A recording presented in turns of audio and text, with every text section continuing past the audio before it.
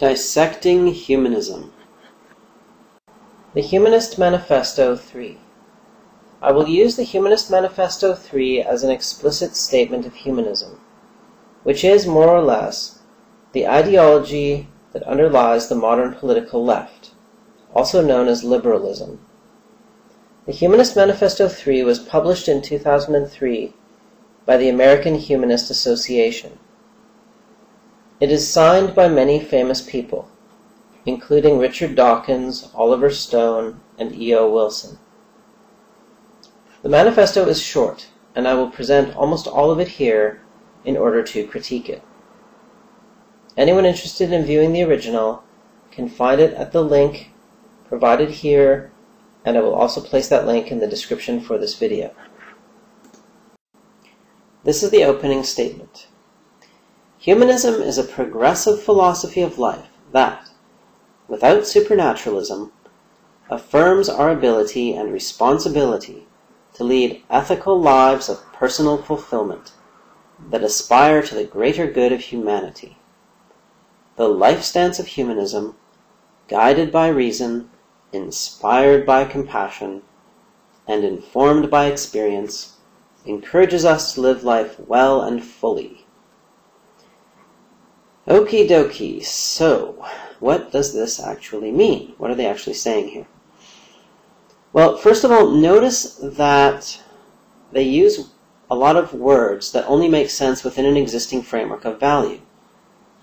Words such as progressive, responsibility, ethical, fulfillment, greater good. All of these words imply that there is some framework of values in which they have meaning, because they only have meaning in a framework of values. For something to be progressive implies that it's progressing along a continuum of value. It's getting better in some way. So you need to have a pre-existing standard of value that you agree upon before that sort of claim makes any sense. To have responsibilities, there needs to be some definition of what responsibilities are, some sort of ethical framework. Obviously, the word ethical implies that there is some sort of ethical framework that it's referring to. Personal fulfillment implies some sort of sense of purpose in human life that can be fulfilled. And obviously, the greater good of humanity implies some standard of value by which we can judge whether something is good for humanity or not.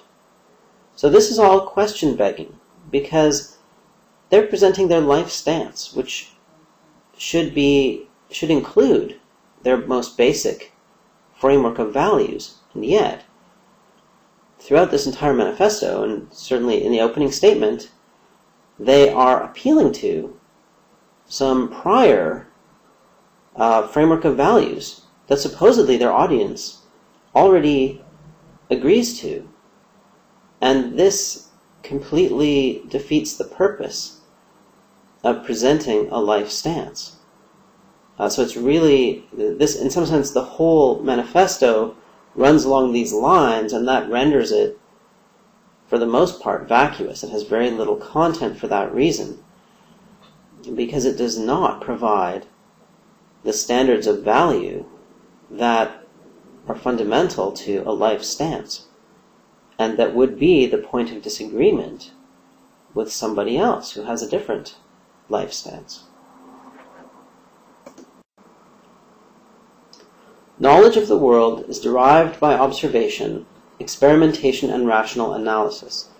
Humanists find that science is the best method for determining this knowledge, as well as for solving problems and developing beneficial technologies.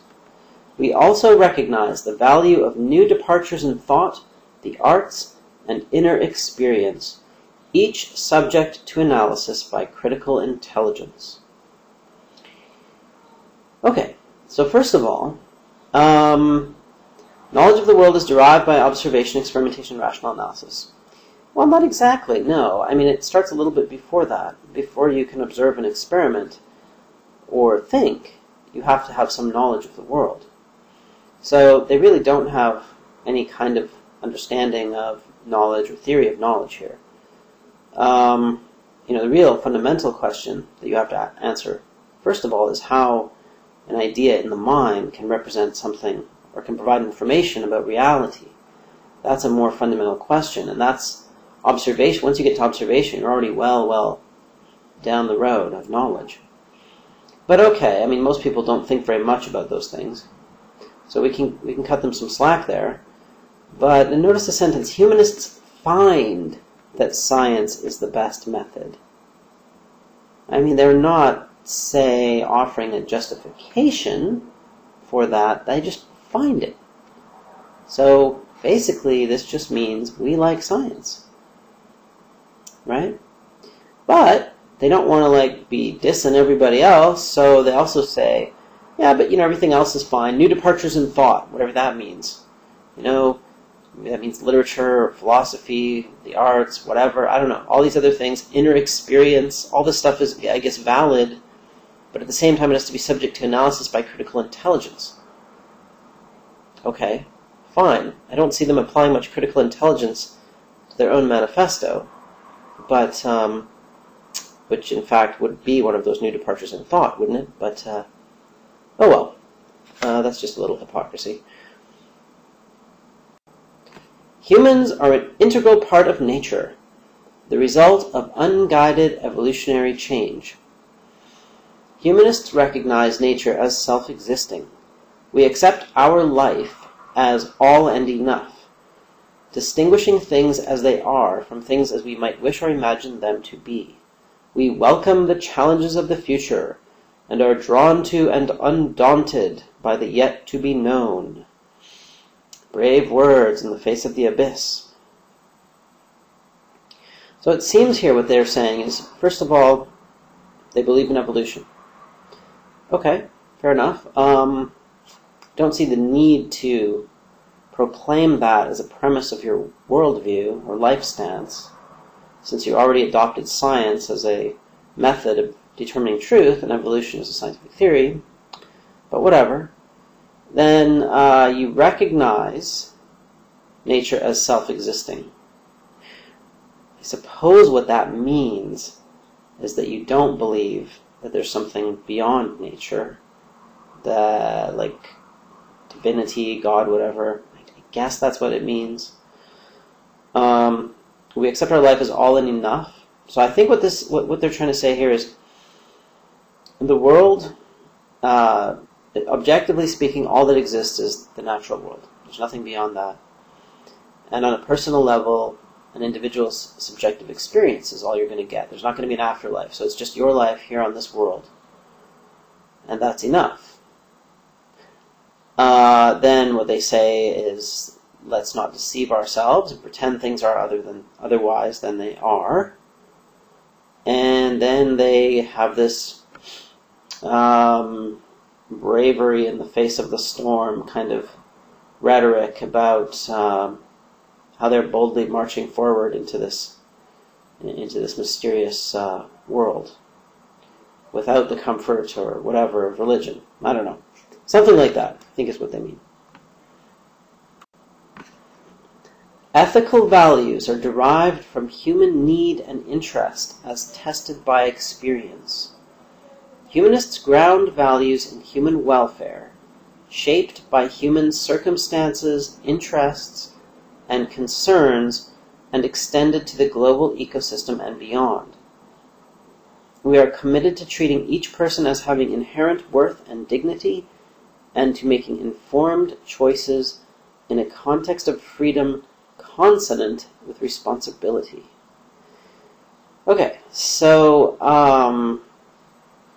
they just make a declarative statement that ethical values are derived from human need and interest as tested by experience. They don't actually derive any ethical values. They just claim somehow that they are derived that way, without even specifying those ethical values or explaining how they are derived from human need and interest as tested by experience. Then they ground values rather than justifying them or deriving them. They ground values in human welfare. But welfare, the word, implies a value judgment. So, I mean, you can't really ground values in human welfare. That's saying we ground values in values. Doesn't, you can't ground values in values. Yada, yada, yada, shaped by human circumstances, interests, and concerns. I mean, that just sounds like, kind of weaselly words. And extend it to the global ecosystem and beyond, so they don't want to just stop with human welfare. They want to go to the global ecosystem, and then just in case somebody's worried about the moons of Jupiter or some faraway life forms on another planet, because they watch a lot of Star Trek or whatever, they just want to say, don't worry, we're not going to violate the Prime Directive. We care about everything. We are committed to treating each person as having inherent worth and dignity. So we are committed, right? It's not that, okay, each person has inherent worth and dignity because blah, blah, blah, giving a reason. No, we're just committed to it. And to making informed choices in a context of freedom consonant with responsibility. It's hard to think of anything that could be more meaningless or more vacuous than that sentence. I mean, making informed choices, like as opposed to making uninformed choices or not making choices, in a context of freedom consonant with responsibility. So consonant means that sounds are in agreement with one another, that they sound good together. So what does this mean? That freedoms and responsibility are balanced? I mean, this is all just like fluff. It doesn't really mean anything. All right, life's fulfillment emerges from individual participation in the service of humane ideals. We aim for our fullest possible development and animate our lives with a deep sense of purpose, finding wonder and awe in the joys and beauties of human existence, its challenges and tragedies, and even in the inevitability and finality of death. Humanists rely on the rich heritage of human culture and the life stance of humanism to provide comfort in times of want and encouragement in times of plenty. So, again, they're using these words that imply value judgments, that imply some standard of value that's already established. So they're using these words when they're supposed to be establishing their basic life stance, but instead they're taking for granted some other higher or more fundamental standard of values. Right? So how do you know what the fulfillment of life is? It emerges. And look at these weasel words, right? I mean, it emerges, okay? Life's fulfillment emerges, okay, from individual participation in the service of humane ideals. So basically, the fulfillment of life is being a humanist. I mean, what? Okay. We aim for our fullest possible development. Toward what? Development toward what? And animate our lives with a deep sense of purpose. What purpose? Finding wonder and awe, blah, blah, blah, yada, yada, yada. Again, more like kind of brave words in the face of the abyss. Humanists rely on the rich heritage of human culture and the life stance of humanism. Life stance of humanism so far seems to be completely vacuous. I'm not sure how it would provide any comfort or encouragement at all, but and the rich heritage of human culture, I mean, what is that including here? Cave paintings, genital mutilation, genocide. I mean, what specifically in that rich heritage provides you with comfort and encouragement?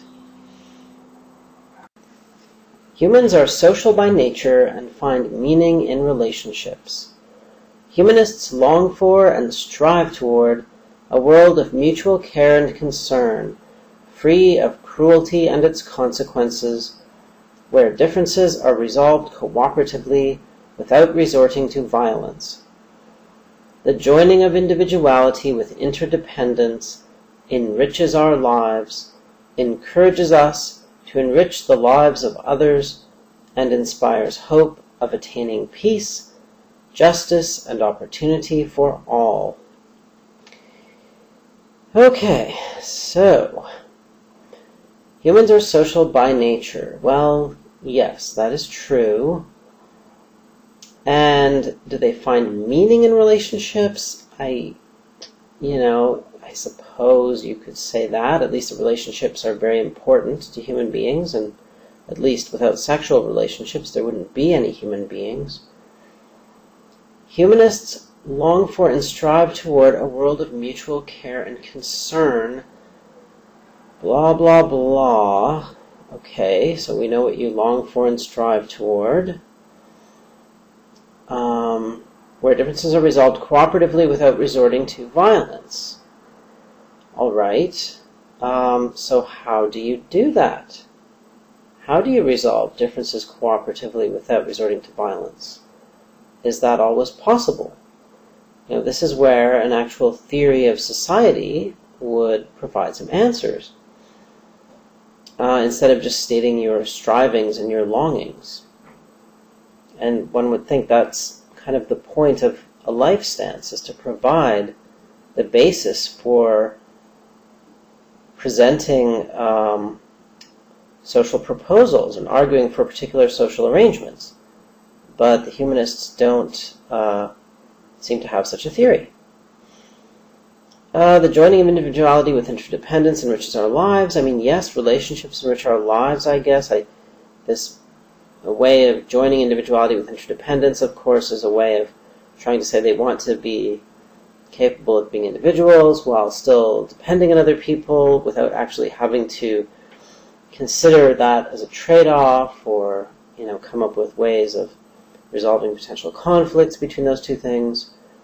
They more or less just proclaim that those things are not in conflict. They're perfectly compatible, etc., etc.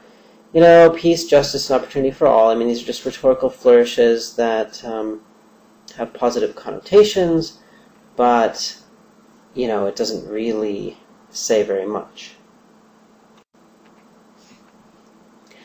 Working to benefit society maximizes individual happiness. Progressive cultures have worked to free humanity from the brutalities of mere survival and to reduce suffering, improve society, and develop global community. We seek to minimize the inequities of circumstance and ability, and we support a just distribution of nature's resources and the fruits of human effort so that as many as possible can enjoy a good life. Okay, so does working to benefit society maximize individual happiness? Well, that's an interesting question. They just claim it does. Okay. I mean, almost all of these claims that they're making, they sort of presume, they can't imagine anyone disagreeing with these claims, right? Because they're so entrenched in their worldview that to them, everyone does agree with them already. It's just that some people are jerks who just don't want to admit that they agree, or, you know, are bad people who have the same ethical values but refuse to abide by them or something. I mean, I don't know exactly how they think, but it's clear that it's never occurred to them that people might question some of these premises, right? How is it that working to benefit society would maximize individual happiness? I mean, this makes no sense. I mean, they need to do this. They need to do this because they're worried about the conflict between their commitment to altruism and their commitment to individual happiness. So instead of working out whether those things are in conflict or how they could be, how to resolve the conflicts between them or how to trade them off or whatever, instead of developing the theory behind that, they just claim that there is no conflict. Because if you want to be happy, you just work to benefit society. Then they use the word progressive again, and again, sort of to mean humanist here, and they claim that progressive cultures have worked to free humanity.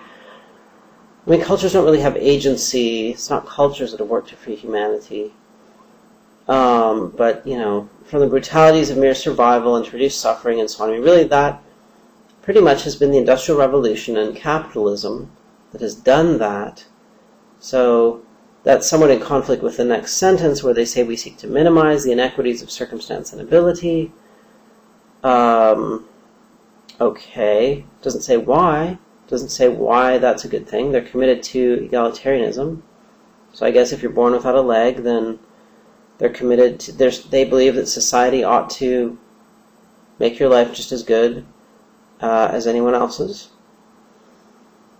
And they support a just distribution of nature's resources and the fruits of human effort, but they don't define what they mean by a just distribution. presumably it means something egalitarian or close to egalitarian. But again, they're appropriating these emotionally charged words that imply an existing framework of value, and without admitting that, or admitting their dependence on some existing framework that they have not laid out. They're just presuming everybody shares it, everybody knows what's just, and everybody agrees with us. So there you go. Humanists are concerned for the well-being of all, are committed to diversity, and respect those of differing yet humane views. We work to uphold the equal enjoyment of human rights and civil liberties in an open secular society, and maintain it is a civic duty to participate in the democratic process and a planetary duty to protect nature's integrity, diversity, and beauty in a secure, sustainable manner. Okay, so humanists are concerned for the well-being of all. Well, I guess that's what they believe that they are concerned about. I'm not sure they really are that concerned about the well-being of all, but they claim to be. They are committed to diversity. Okay, why? What diversity are they committed to, and why is that important? They don't say. They just presume that we would all find that agreeable. They respect those of differing yet humane views. So by humane, of course, they mean humanist views. So anyone whose views are different from the humanists, yet they also are humanist, they're okay. Okay, that's very tolerant of them. We work to uphold the equal enjoyment of human rights and civil liberties. Okay, so but what are human rights and civil liberties? What should those be? Where's the theory of society that would define those and explain what they're for? Okay, in an open secular society, and yes, we know they don't like religion, maintain it as a civic duty to participate in the democratic process, which they don't define or explain why it's a good thing, and a planetary duty to protect nature's integrity, diversity, and beauty. Yes, I mean, this is a nod to environmentalism, and of course, sure, why not? Why not throw that in there? Because after all, if that's another example of where there might actually be a bit of a conflict in their values. There might be a conflict between their commitment to protect the environment and their commitment to the welfare of human beings. So instead of facing that potential conflict and figuring out a way to resolve that conflict or deal with it, they simply affirm it out of existence. The intuitions of humanism. Having dissected humanism, I didn't find any recognizable internal organs or skeletal structures, just a blob of amorphous gelatinous goo. But let's see if we can isolate any particulates out of that goo. After removing all the vacuous we derive values from values stuff, and all the flowery rhetoric, what is left over? These are the substantive claims I found in the manifesto. The first is that religion is bad. Humanists seem to dislike religion, they don't believe in God, they don't believe in an afterlife. They believe that this world and this life are all we have, that objective reality consists of the natural world, and that subjective experience consists of one person's life on this planet, and that's it. I mean, I agree with that. They believe that science works. They don't have a theory of why it works, or how it works, or what other forms of knowledge it depends on, but they like science. And they believe it works. I would agree with that. They believe that evolution is true. The theory of evolution is true. I agree with that as well. They believe that self-deception is bad. Now, I think most people would agree with this, although they might be kidding themselves. But in this case, I think it is particularly ironic, because really the whole manifesto is an exercise in self-deception. They believe that nature is good. They place a lot of emphasis and importance on protecting and conserving the natural environment, and I tend to agree with that as well. They believe that personal happiness is the purpose of life. So I think this is very important. It's very important to understand this perspective on value.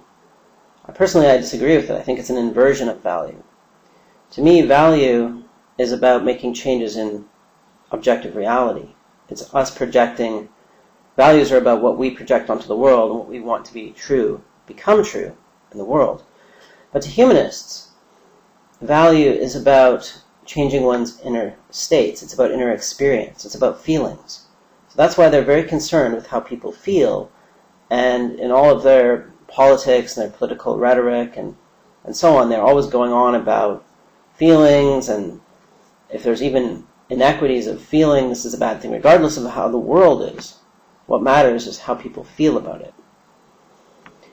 They believe that each person has inherent worth and dignity. So this one is a little bit more difficult to interpret. It's not clear if they mean there's objective value that individuals have, that somehow human beings all have objective value for some reason. But this is just the way they feel, right? These are just intuitions. They don't necessarily have justifications, and they don't necessarily make sense. They believe that altruism is good, that each of us should be concerned about the happiness of all. They believe that altruism is compatible with personal happiness, right? Because they place a strong value on personal happiness, so then they place a strong value on altruism. Then they have to figure out how can you make these things compatible. Well, they don't actually figure that out. They just claim that they are compatible. And the way they do that is by saying that what makes people happy is serving society or benefiting society. Of course, there's a strange circularity in that, because then if I really wanted to help other people, what I would do is be a victim, because that would then give them someone they could help and thereby become happy. And so, but again, these are just intuitions. They don't necessarily make sense. They haven't necessarily been worked out, thought out, and they don't exist in a rational framework. These are just feelings. They just feel that it makes them happy when they do good for other people, whatever that means. They believe that inequities of circumstance and ability are bad and should be minimized by society. So they're social egalitarians. They believe that whatever your circumstances in life happen to be, whatever your abilities are, society should give you roughly the same kind of life and same success in life as anyone else. They believe that the progress of modern civilization was due to altruism. Now, this is, I think, a misconception about history, but that seems to be what they believe, that how we make the world better is, it's not involving things like self-interest and capitalism and cooperation, but it's about people actually working for the good of humanity. They believe that democracy is good. They don't have a theory of society that explains why democracy is good or how democracy works or what it does. They just like it. And they believe in being tolerant of other cultures and beliefs, but only as long as they substantially agree with humanism. So only as long as they're humane do they tolerate them. And they also place a strong emphasis on diversity, but they don't explain what kinds of diversity they tolerate. Humanism as a philosophy of life. So the opening statement to the Humanist Manifesto claimed that it was presenting a philosophy of life, and that humanism is a philosophy of life. So let's consider whether that is true. A philosophy of life, as I see it, has to provide a few fundamental things. The first is a theory of truth. It has to explain how we acquire knowledge of the world, and it has to provide us with some standard, some methodology of methods of acquiring truth, right? Some sort of theory of how these methods work and why they provide us with accurate information about reality. A philosophy of life has to provide a theory of value. That is to say, it has to provide us with some rational framework of values that are interconnected, that are coherent, and it has to explain and justify where those values come from and why they ought to be values. So it has to, and this is obviously this is a very big challenge. Both of these things are huge philosophical challenges. So you wouldn't expect the humanists, whoever wrote this, to just whip them off the top of their heads, right? And I will eventually provide my own answers to these, or my own solutions to these problems in these videos. But for now, I'm just laying out what a philosophy of life really has to do. It should provide you with a basis for truth judgment, a basis for value judgment, and thirdly, it should give you a theory of society. Now, you don't necessarily need a theory of society to have a philosophy of life, but because we live together in societies, and because a philosophy of life is usually something you are proposing to others, this issue usually comes up.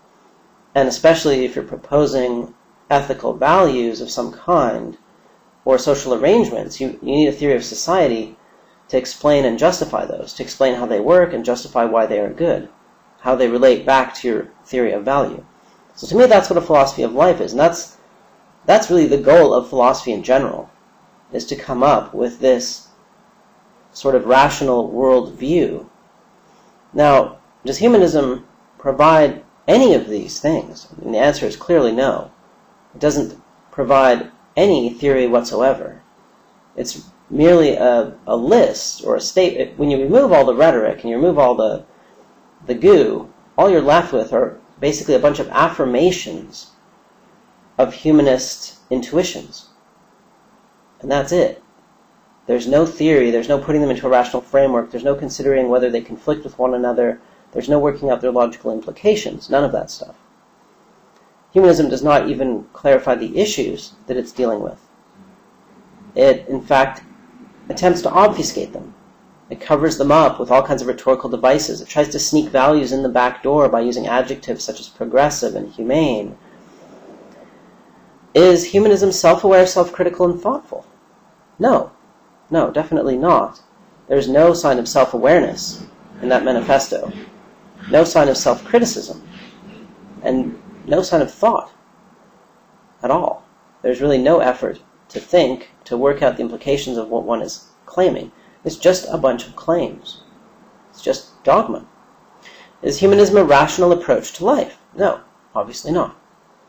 It doesn't meet any of the criteria for that. The Humanist Manifesto, shorn of its philosophical pretensions, consists of nothing more than affirmations of prior intuitions. It does not place them in a rational framework or provide any justification for them. It merely presumes that the values of humanists are somehow universal, sacred, and self-evident. Humanism is not a philosophy of life. It is a post facto affirmation of prior intuitions. It is thus a form of self-deception.